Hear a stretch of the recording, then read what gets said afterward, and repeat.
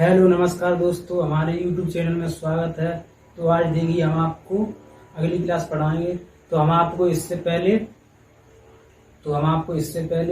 इतिहास विषय पढ़ा रहे हैं। हम आपको तो इतिहास हम 3 भागों में बांटते हैं: आदि ऐतिहासिक काल, प्राग ऐतिहासिक काल और ऐतिहासिक काल।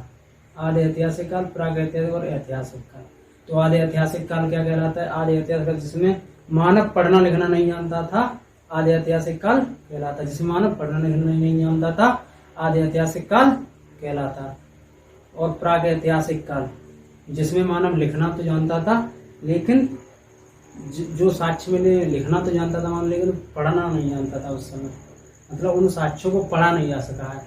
और ऐतिहासिक काल जिसमें पढ़ना भी जानता था और लिखना भी जानता था, उन साक्ष्यों को पढ़ भी जा सकता है। तो हम ऐतिहासिक काल को 3 भागों में बांटते हैं: पुरापाषाण काल, मध्य पाषाण काल और नवपाषाण काल और ताम्रपाषाण काल। 4 भागों में बांटते हैं।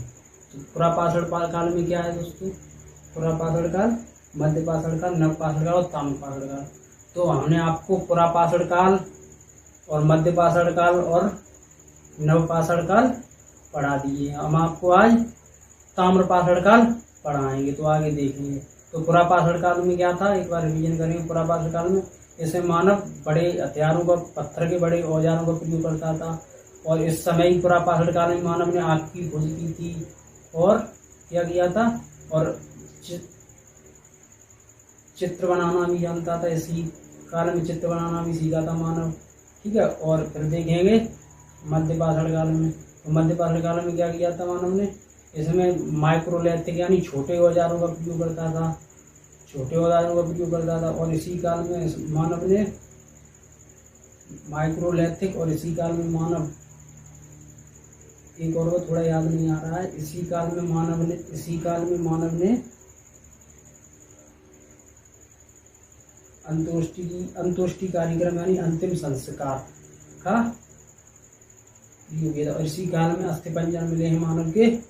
और फिर देखेंगे नवपाषाण काल। इस काल में, नवपाषाण काल में मानव ने सबसे पहले स्थायी आवास और पशुपालन की खोज की, पशुपालना शुरू किया।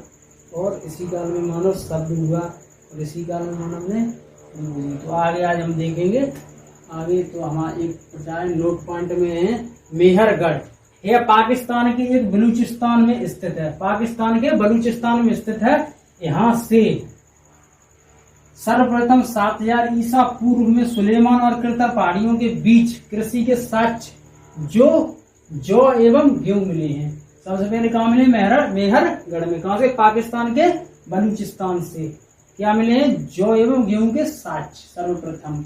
अब देखिए बुर्जहोम दूसरा। यह कश्मीर में अब स्थित, यानी कश्मीर में स्थित। यहाँ से गर्तावास का प्रमाण मिला है। गर्तावास का प्रमाण मिला। यार गर्तावास का होता है बच्चों, गर्तावास मतलब लोग पहले गड्ढे खोदकर जमीन में रहते थे, जिसे गर्तावास कहते हैं। यहाँ से गर्तावास का पहला प्रमाण मिला है। लोग, मानव मतलब गड्ढे खोदकर जमीन में रहता था, ठीक है। और यहाँ से मालिक के साथ कुत्ते को दफनाने के साक्ष्य मिला है। मालिक के साथ कुत्ते दफनाने का साक्ष्य, यानी मालिक के साथ कुत्ते को भी दफना दिया जाता था। मालिक के साथ कुत्ते को भी दफना दिया जाता था। गुफक राल, यहाँ से मृत भांड का पहला प्रमाण प्राप्त हुआ है। मृत भांड का पहला प्रमाण प्राप्त हुआ है। यहाँ से मृत भांड का पहला प्रमाण प्राप्त हुआ है। कोल्डीवा, यह उत्तर प्रदेश के बेलन घाटी में स्थित है। यहाँ पर चावल का प्राचीन साक्ष्य मिला है। यहाँ से कोल्डीवा से उत्तर प्रदेश के बेलन घाटी में स्थित है। यहाँ से चावल का प्राचीनतम साक्ष्य मिला है। यहाँ से चावल का प्राचीन साक्ष्य मिला है। चिरांदेह बिहार के सारण जिले में स्थित है। यहाँ प्रचुर मात्रा में हड्डी के उपकरण प्राप्त हुए हैं। कहाँ से? बिहार से, ठीक है, सारण जिले से। लहरादून, यहाँ से नवीनतम प्राचीन चावल के साक्ष्य मिले हैं। नए प्राचीन चावल के साक्ष्य मिले हैं। अब क्या? दमदमा, यहाँ एक ही कब्र में 3 मानव कंकाल मिले। एक ही कब्र में यानी 3 मानव कंकाल मिले हैं। मानव द्वारा पाला गया पहला पशु कौन सा था? कुत्ता। मानव द्वारा पाला गया पहला पशु कुत्ता था दोस्तों, ठीक है। अब देखेंगे चौथा जो हमारे एक बकाया था, ताम्र पाषाण काल। यह पाषाण काल का अंतिम समय था, यह पाषाण काल का अंतिम समय था। इस समय तांबे की खोज हुई थी। इस समय क्या हुई थी? तांबे की खोज हुई थी। नर्मदा टोली मध्य प्रदेश एक महत्वपूर्ण ताम्र पाषाणिक पुरास्थल है, जिसकी जानकारी उत्खननकर्ता HD शंकरिया ने दी थी। नर्मदा टोली मध्य प्रदेश। मानव द्वारा खोजी गई पहली धातु तांबा थी। दोस्तों आज हमारी वीडियो बहुत ही छोटी रही है, हमको मालूम है, तो क्योंकि हमारा ये आज पाषाण काल समाप्त हुआ है। हमने क्या क्या पढ़ा इसमें?